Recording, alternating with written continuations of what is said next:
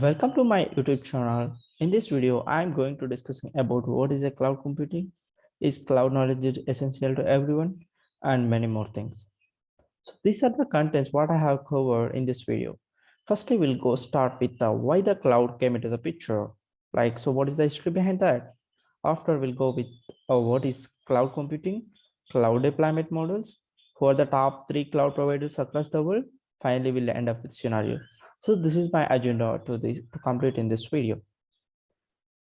So first of all, we need to know why the cloud came into the picture. So I have taken as example as how website work.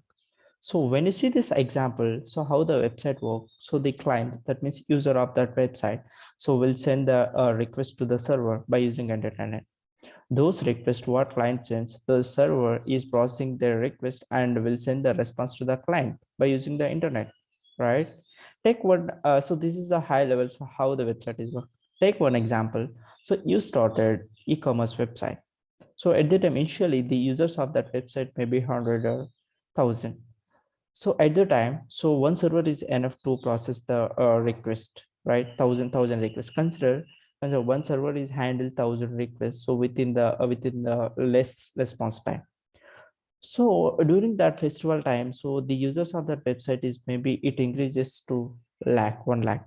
At the time, you need to increase your scale up your servers, right? Till 10 or 11, because so each server will handle 1000 requests to send the response to the client, right? So at the time, maybe you need to allocate to 11 till 11 servers. So okay, so at that after that day, definitely the number of users of the website maybe it fall to 20,000 like that. So at the time, you need to scale down your servers.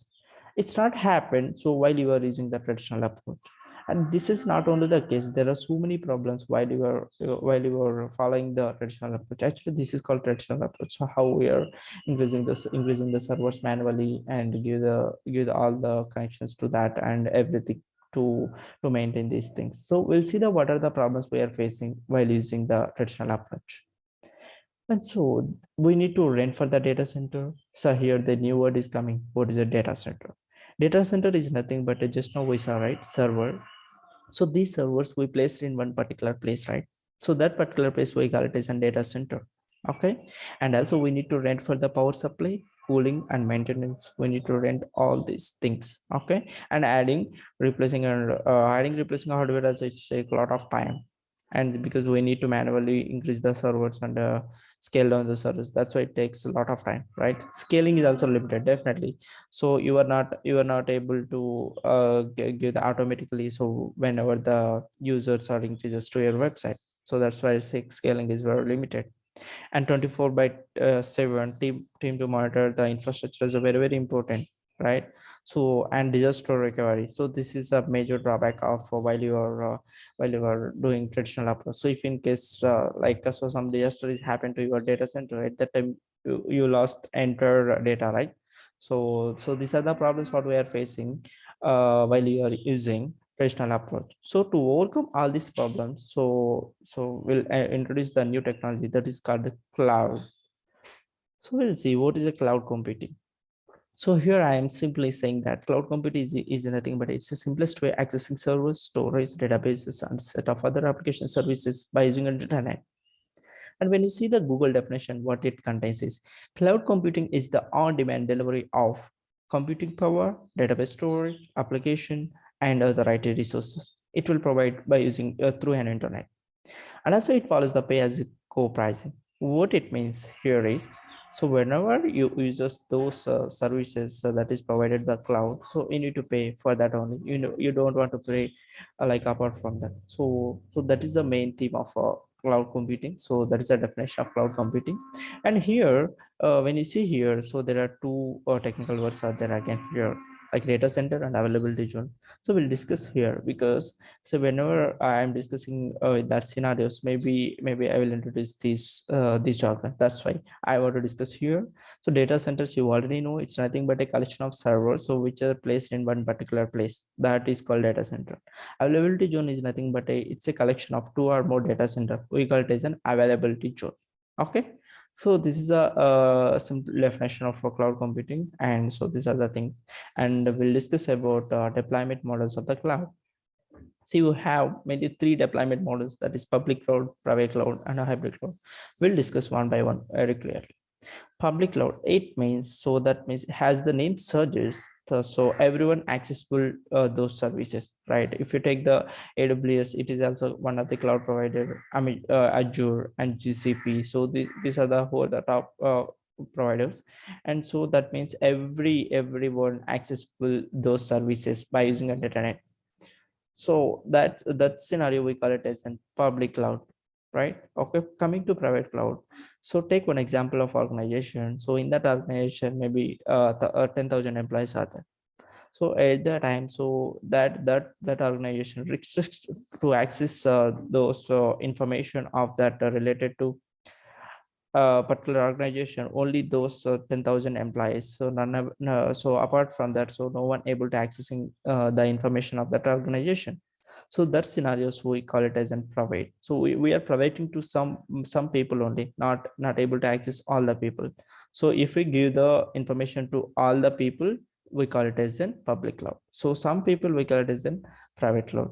Coming to hybrid cloud, so simply we say, so it's a combination of public and private.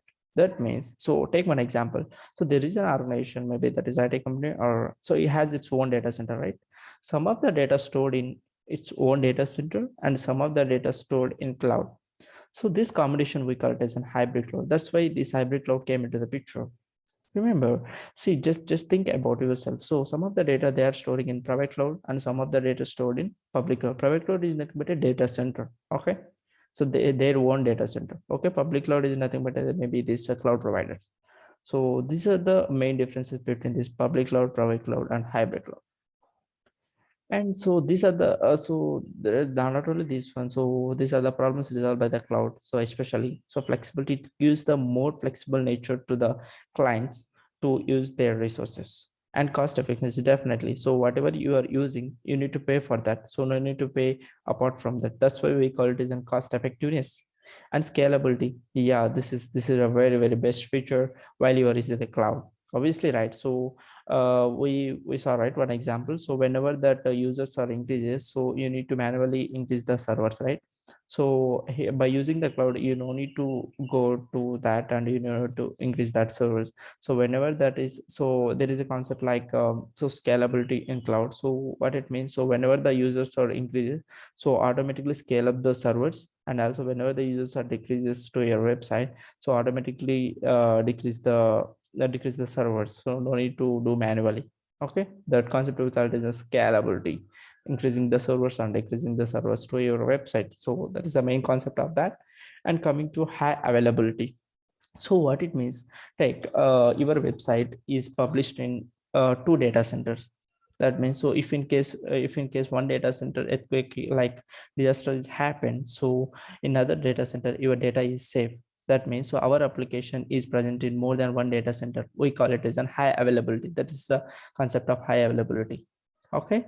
So these are not only these are the main things. So what the problems resolved by the cloud, and also need to take care about the infrastructure. That means, need to take care about servers and everything is managed by the cloud. That means who are the cloud providers. Okay. And so yeah, these are the main advantages of that cloud. And we'll see about who are the top three cloud providers across the world. When you see this diagram, it clearly shows top one is so Amazon Web Services and Microsoft and GCP. This is we call it as in GCP, that is Google Cloud. Okay, these are the top three cloud providers. So whenever most of the companies uses Amazon Web Services as shown in the diagram, right? So after Microsoft and after GCP, so which is the best certification to do? So I will give the more clarity on that. So first, there are two cases are there. So if you are working on Microsoft Azure, so we can take the certification Microsoft Azure. And so if you are working on GCP, so you can take GCP.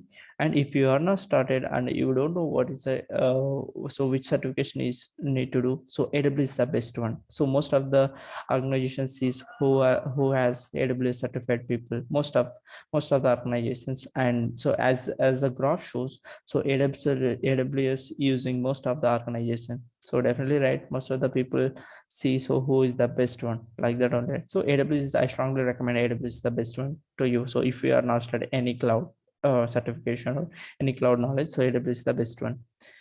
And here one more thing I need to discuss here. Oh, what is that means? And see, most of the people think like most of the, so if you're new to the cloud, so shall I need to, like you are thinking, shall I need to do the certification AWS one, Microsoft one, three certificates is you need to do? No. So if you done one certification, like so maybe that is, there are so many levels are there, so we'll discuss further. Okay, so there's so in AWS, so if you know AWS, so similar way Microsoft Azure and GCP. So if you know AWS, so you no need to learn about Microsoft Azure and GCP. So because you can learn very easily, so only the technical jargons are different, so content is same. Okay, so if you know one cloud technology, so that is enough for you. Okay, and so these are the scenarios what I have covered here. First one is so it is related to coding or not? Pretty sure it's not related to coding. That is sure. Okay, don't worry about, so most of the technical non-technical people so thinking about, so if it is related to coding, then how can I do like that? So it's not at all related to coding. It's really simple to understand, and easy, very very easy to understand. Okay, and is cloud knowledge is essential to everyone? Definitely it is essential to everyone, even developer also know, and testers also need to know, students also need to know. So it is basic knowledge is very very important to everyone. Okay, nowadays, because nowadays everything is we are using cloud only, like if you take Gmail as a service, that is also one cloud, and many more things, your drive and many more things. That's why cloud knowledge is essential to everyone. And see, we'll see about how the cloud knowledge is helpful to developers. See, there is a developer, and so he knows so how to create a website and how to get the data and everything. He know how to design a good website, and he will give the good security of that website. But he don't know the deployment, how to deploy the website in production. So at the time he needs to depend on someone, right? If he know so how to deploy the website in the cloud, definitely. So that will really helpful to the developer, right? So no need to depend on other one. So at that case, so it really helpful to developers. And so coming to testers, yeah, if you are working on testing department, so after a few years, maybe 5 or 10 years, definitely you want to shift your career to like some other technology, right? So at the time cloud is the best one. So at that time maybe your coding skills may be a little bit less, because you are, since you are working on testing department, maybe your coding, so at the time, so cloud knowledge is a cloud is a really best one to you. And so that is the best choice for you to start. So if you are working on a testing department, if you have basics of that cloud knowledge, so at the time that's really easy to you to understand and shift your technology. And so I already told you, so AWS is the best certification to do. And yeah, that is all about that. So if you have any queries, so comment the video, and so I will respond as soon as possible. And thank you so much for your listening as well as, so if you like the video, share your friends as well as subscribe our channel. Thank you so much.